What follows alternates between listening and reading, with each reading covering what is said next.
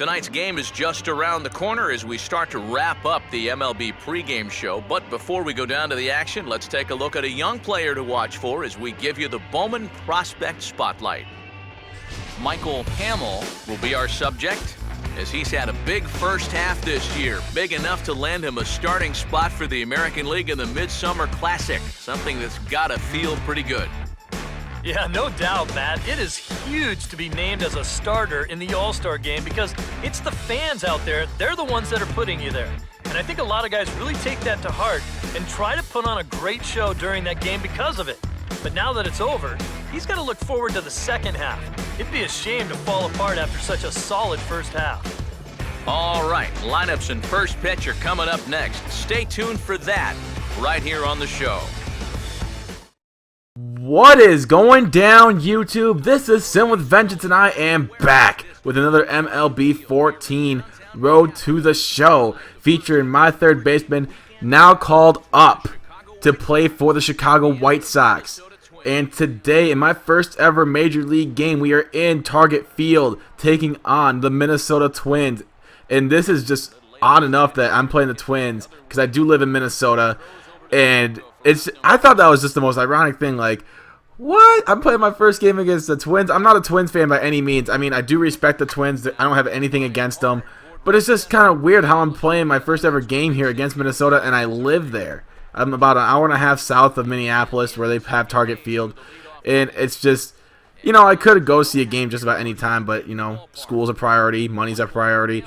So you see me get my first ever Major League hit off of Ricky Nolasco, of all pitchers. Yes, Ricky Nolasco.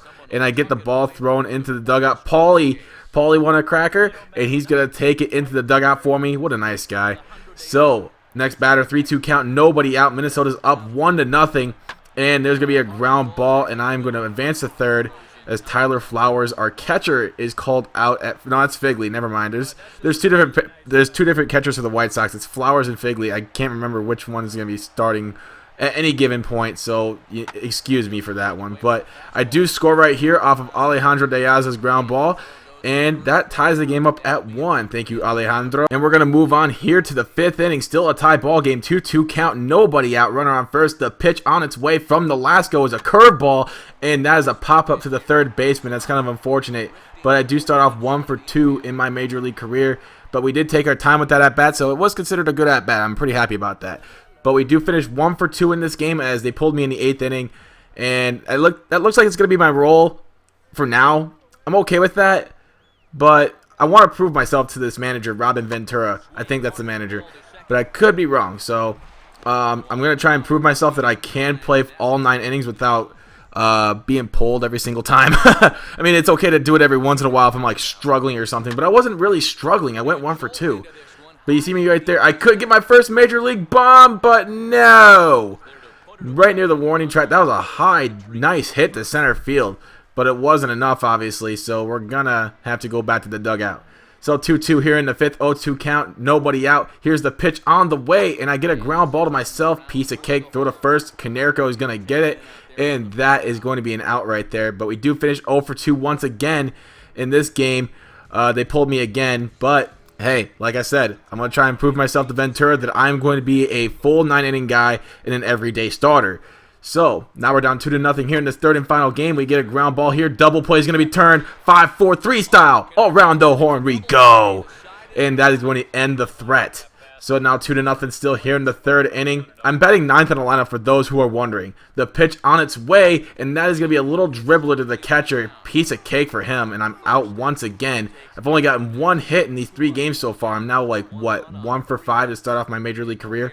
But here 2-1 here in the 5th inning. Here's the pitch, and I'm going to take this one to the first baseman. I thought I might squeak by, but it didn't. Joe Mauer's right there. I still don't like the fact that Joe Mauer was a converted catcher to first baseman. I really do not like that, but hey, whatever makes him sleep at night, right? So right here, I'm going to get this one to the second baseman, and I'm not going to beat the throw. Mauer's right there to scoop it up again, and I'm now 1 for 6. So really struggling out of the gate so far. Kind of like after that one double, I've kind of like fallen on my face so far. But fielding opportunities, you know, they're coming along really nicely. Canerco's picking me up whenever I'm, you know, maybe having a bad throw. He scoops it up out of the ground. And you know, he's just doing his thing. So let's see if we can get a hit right here to keep this lead intact. And the first pitch I swing at is going to get by Mauer for the base hit. And now we finally get something here. Now I'm 2 for 7 in my major league career. I'll take that. Solid contact and a base hit. So what can we do with it? I'm on first base, and let's see if I'm going to have the wheels to steal second. And here we go. Dun-dun-dun, dun-dun-dun, dun-dun-dun, dun-dun. Here we go. And we're going to go. And we're going to slide head first. Safe at second base. My first ever stolen base right there. We're probably going to be doing that a lot more often. Let's see if we can come around to score here. Here is Konerko at the plate with 1 out. Runners on first and second now. The pitch is taken to center field for a base hit. And I'm coming around to score. And now it's going to be 6-2 Chicago.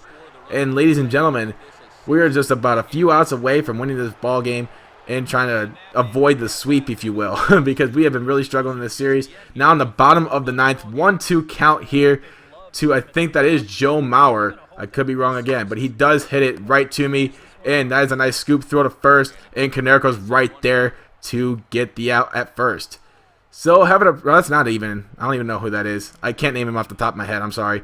But we do end up winning this game. That is a really good way to avoid the sweep. But I do have one more highlight to show you guys before I end off this video.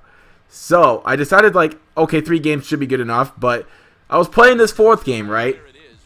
And we're here in the top of the 9th. Like, the game is intact. 5-0. Minnesota's down.